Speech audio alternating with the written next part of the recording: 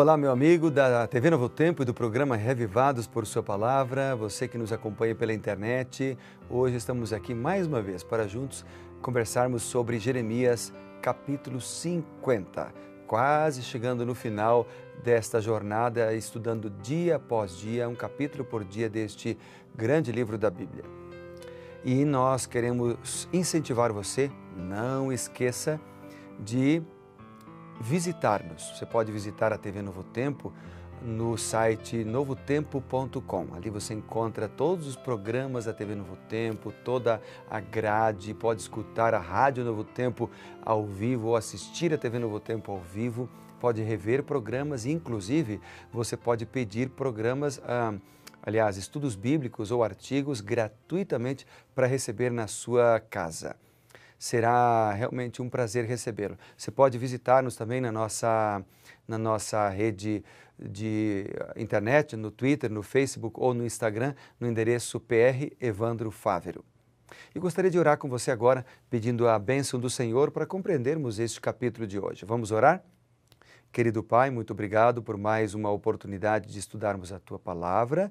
Derrama o Teu Santo Espírito, ilumina a nossa vida e a nossa mente. Em Teu nome oramos. Amém. Muito bem, seguindo então, nós vamos ao capítulo 50, que fala sobre o juízo sobre Babilônia, a redenção de Israel. E interessante que os capítulos 50 e o que nós vamos ler amanhã, o 51, são uma profecia, ambos são uma profecia contra o Império Babilônico. O capítulo anterior enfocou o papel da Babilônia como servo do Senhor no julgamento das nações. Agora, esses dois, o de hoje e o de amanhã, eles falam sobre a ruína iminente de Babilônia e a derrota dos seus deuses, principalmente Marduk, o deus que era o deus da cidade, da nação, e também a restauração dos judeus. Esses capítulos apresentam a restauração dos judeus para a sua terra natal.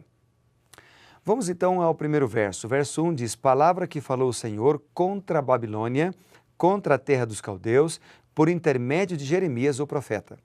Olha, esse verso para mim é fantástico, porque a palavra não é de Jeremias, a palavra é do Senhor, mas a palavra é transmitida para os seres humanos através do homem Jeremias, através do profeta. Então, Deus é o agente, aquele que transmite a mensagem. O profeta é simplesmente o mensageiro que leva a mensagem do Senhor. E Deus faz isso ainda hoje conosco. Ele nos usa para levarmos a mensagem de esperança como instrumentos seus para pessoas que estão desanimadas, para pessoas que não sabem o caminho, para pessoas que às vezes estão precisando de um ombro amigo. Deus quer usar a cada um de nós. No caso aqui, Deus usou Jeremias como seu instrumento para levar a mensagem aos caldeus. Os caldeus ou babilônios foram vassalos da Síria até a revolta de Nabopolassar, que obteve o controle de Babilônia no ano 626 a.C. Depois, Nabucodonosor, que foi filho de Nabopolassar e sucedeu seu pai em 605 a.C., ele foi o monarca mais forte que reinou por mais tempo.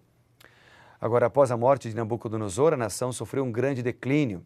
Em 539, por exemplo, antes de Cristo, ela foi conquistada por Ciro, aparentemente sem muito esforço. Então, o verso 2 e 3 continua dizendo: Anunciai entre as nações, fazei ouvir e arvorai estandarte, proclamai e não encobrais, dizendo: Tomada é a Babilônia, Bel está confundido e abatido, Merodach, cobertas de vergonha, estão as suas imagens, e os seus ídolos tremem de terror. Porque do norte subiu contra ela uma nação que tornará deserta a sua terra e não haverá quem nela habite. Tanto os homens como os animais fugiram e se foram. Então aqui aparece logo no início, no versículo 2 e 3, aparece um título apresentado a Baal, que significava Senhor. Ele é utilizado para Merodach, outro nome da divindade padroeira, digamos assim, da Babilônia. Eles tinham vários ídolos, vários deuses, Marduk, por exemplo. Então, o texto começa com uma difamação aos deuses da Babilônia. O termo traduzido como deuses aqui significa, é um termo sujo, feio, fezes de animais. Os profetas hebreus falavam abertamente É isso que significa, né? Abertamente contra os ídolos. E eles usavam até de sarcasmo. A nação invasora, por exemplo, que veio do norte, não é mencionada. No entanto, com base em registros históricos, sabemos que Ciro atacou a Babilônia a partir do norte para derrotar a cidade de Sipar. Depois temos os versos 4 e 5. Naqueles dias, naquele tempo, diz o Senhor, voltarão os filhos de Israel, eles, os filhos de Judá juntamente, andando e chorando. Virão e buscarão o Senhor, o seu Deus. Perguntarão pelo caminho de Sião, pelos rostos voltados para lá, e dirão, vinde e unamo-nos ao Senhor, em aliança eterna que jamais será esquecida.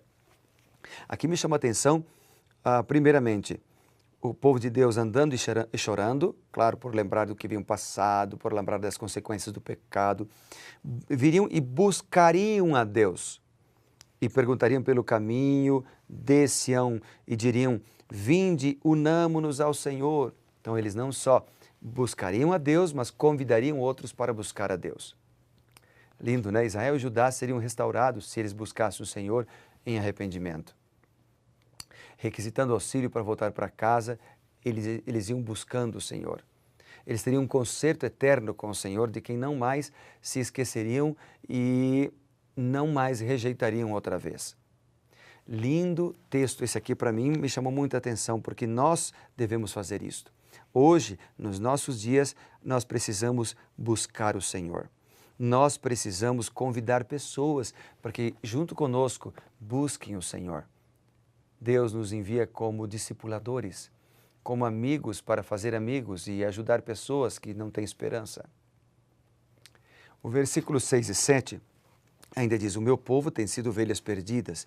Seus pastores as fizeram errar e as deixaram desviar os montes. Do monte passaram ao outeiro e esqueceram-se do seu redil.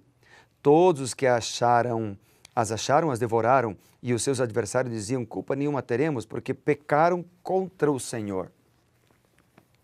O termo pastores aqui refere-se aos príncipes, aos sacerdotes, aos profetas da nação, aos líderes que estimularam o povo a pecar contra o Senhor. Sua verdadeira fonte de esperança e sustento era o Senhor, mas os líderes não ajudaram o povo. É triste ver líderes que andam longe de Deus. É triste ver líderes que não buscam o Senhor. E se eu falo para você que é líder da igreja, ou um líder voluntário, ou um líder assalariado, você tem muita responsabilidade. Deus espera de você fidelidade. Uma grande tragédia é ter líderes infiéis, porque os líderes infiéis, eles fazem desviar o povo do Senhor. Por isso, nós precisamos buscar a Deus de maneira mais intensa. Por isso, precisamos viver os princípios do Evangelho de maneira intensa na nossa vida. O versículo 8 a 9, por exemplo, aqui eles vêm dizendo, suscitarei e farei subir contra a Babilônia um conjunto de grandes nações da terra do norte, se porão em ordem de batalha contra ela, assim será tomada, as suas flechas serão como de destro guerreiro, nenhum tornará sem efeito. O discurso aqui volta-se para os judeus, queriam fugir da Babilônia como carneiros de um rebanho. Depois a gente tem o verso 11 a 13, que apresenta o saque na Babilônia, que seria a punição por aquele reino ter apreciado a destruição de Judá e o abuso para com a herança de Deus, né? Então a grande Babilônia será a última das nações, né? Aqui aparecem algumas profecias, algumas apresentações daquilo que ia acontecer com Babilônia, né? Devastação, desolação, escárnio, etc. Então, chegamos daí os versículos 14 até o 16, onde nós encontramos aqui uma declaração de que os inimigos atacariam por todos os lados, à medida que aquela que havia sido o instrumento de Deus se tornaria agora um objeto da sua ira. E aí vem os versos 17 a 20 do capítulo 50. Nessa sequência, nessa parte, o Senhor havia utilizado Babilônia para punir a Síria por deportar Israel. Agora utilizaria outro inimigo vindo do norte para trazer um castigo sobre Babilônia.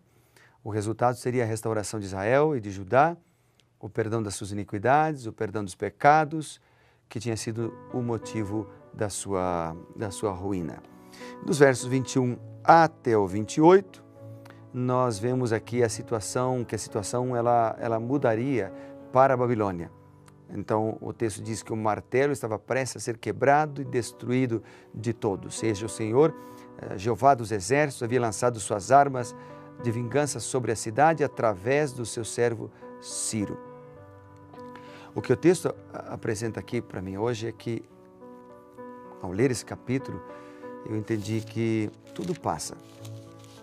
Nada permanece para sempre. Babilônia, grande cidade do passado, né? A grande capital do império que dominou o mundo de então, foi destruída e nunca mais se levantou. Nada nesse mundo durará para sempre. A vida passa, tudo é passageiro, as glórias do homem passarão e por isso nós precisamos confiar em Deus. Devemos pedir a Deus que nos afaste de qualquer resquício de orgulho e apego aos falsos deuses. Que a nossa confiança e a nossa alegria estejam somente no Deus do céu, porque é Ele quem nos dará a verdadeira vitória. Vamos orar por isso? Querido Pai, quero orar de maneira muito especial agora por mim, pela minha família, pelos meus amigos que oram comigo, pela família deles, por todos nós que estamos juntos agora, a fim de que juntos sejamos guiados por Ti e valorizemos aquilo que de fato deve ser valorizado. Nós oramos em nome do Senhor Jesus. Amém. Que Deus te abençoe e lembre-se, seja reavivado pela palavra de Deus.